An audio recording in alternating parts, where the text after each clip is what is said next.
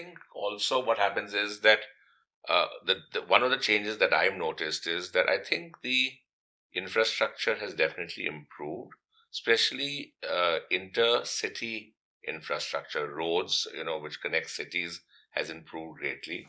And I think that's definitely a positive step because and a mass transit system. I think because unless transport is an integral part, public transport is an integral part of how a city develops. Actually, we are, in fact, we haven't done much work, but we are likely to have the opportunity to work on a master plan for a new city, and which is it's a fairly large, it's a area of about 40 square kilometers. And one of the things that we are going to put a lot of emphasis on is this whole public transport, and not just conventional modes of transport, but we want to explore. There are some new ideas out there, for how you can make things more sustainable, make this look at the cost structure also. So we would definitely want to emphasize on that, when we start working on this project. But I think good public transport, does go a long way in making cities more livable, and it's very, very important. I mean, both today, if Sonali or I need to go to Delhi, we don't even think of any other option but the metro. I need to go to my office in GK2 fairly often, and most times I would use the metro to go there because it's really the correct way to do it. It's convenient. It's The traffic convenient. is It's the only. crazy. Yeah. It's the only way that I know I can reach from point A to point B in a given period of time. Reliably. Yeah. The car could take me. The variation could be 1 hour to 3 hours. Yeah. So it's crazy. So I'm saying that I think, and the good thing is that some of these systems are being built and put in place.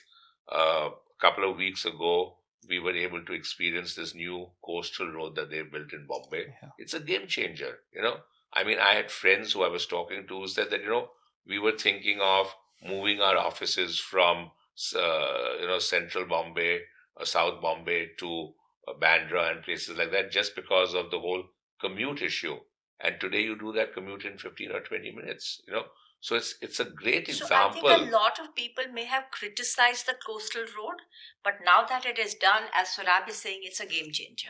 I think there are always people who are wanting to criticize Yeah. whatever, for good or bad, for ecological, and anything, you'll always have. But I think at the end of the day, even if something is ecologically in some ways incorrect, but if it does, help to improve the life of No, sir, 90% of the I people would look living at there. it this way, that it may be ecologically incorrect in a certain way, but the benefit that Absolutely, that's what- benefit that actually helps the ecology by way of saving fossil fuel, CO2 emissions. You have to look at the full complete life so cycle. when you, So when I you think balance it's, that, it takes over. So that's why I say Ah. that some people just criticize for Ah. the sake of criticizing, but They'll criticize the traffic. Yeah. They'll criticize the solution to solve the traffic. They will criticize the person who made the decision or who didn't make the decision. Yeah. So यहाँ कुछ होता नहीं है, और जब होता है तो सब गलत होता है. Yeah. तो कुछ सही, और सही क्या है उसका कोई जवाब नहीं है. Yeah. So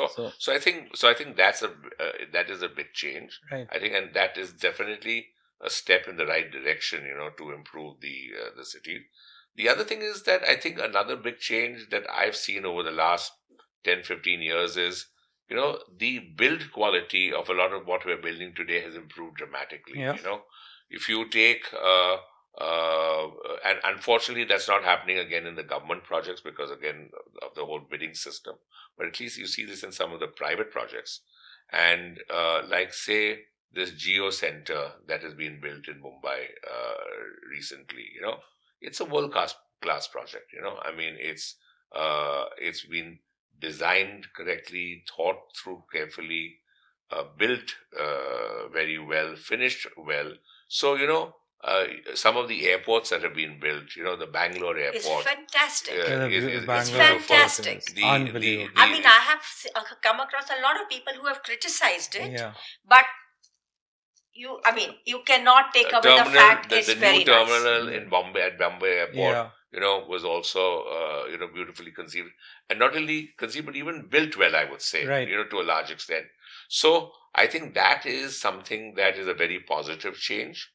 I think where we've missed the boat is that, at the end of the day, your public buildings really define a city.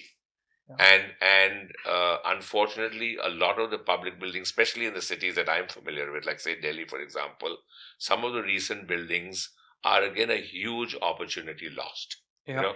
Because they didn't follow the right way. And it's not that it hasn't happened. You look at, of course, those were private buildings, but even say take a building like the India International Center Or the India Lodi Road, Habitat Center. The or the whole Indian Skynabad. Habitat, Yeah. some are small projects, but well, beautifully conceived, built well, and these are the landmarks of that part of Delhi. And unfortunately, a lot of the new things that happened in the last maybe 10, 15 years didn't follow that same protocol, and the results are there to be seen. No, I mean, what Lutyens built is a legacy, and that's what we are It's known by. unbelievable. And it's still, I think it was designed, 100 years ago? Yeah, 1911, they decided to shift more the than 100 years capital of ago. India to Delhi, and Yeah. then Sir Edwin Lutyens was commissioned thereafter. Right. 1931, Delhi was commissioned as a Yeah. city. Yeah. And look at the legacy, because there were no impediments. And those designs still work today. Yes. It's the They're still timeless. least They are they're timeless. timeless. congested They're areas. timeless. Yeah. Yeah. And he tried to embody the craft and the spirit of India Yeah. in what you call the Indo-Saracenic architecture, which is what this was. But it's just a living legacy. I think In the modern time, as I said, Stein's work is really something which is so timeless.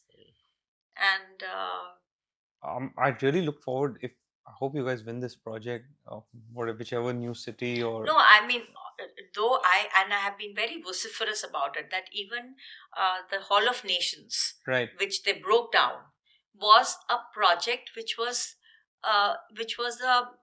defined certain principles. It defined. It was a part of modern architecture, Indian architecture Yeah. after independence.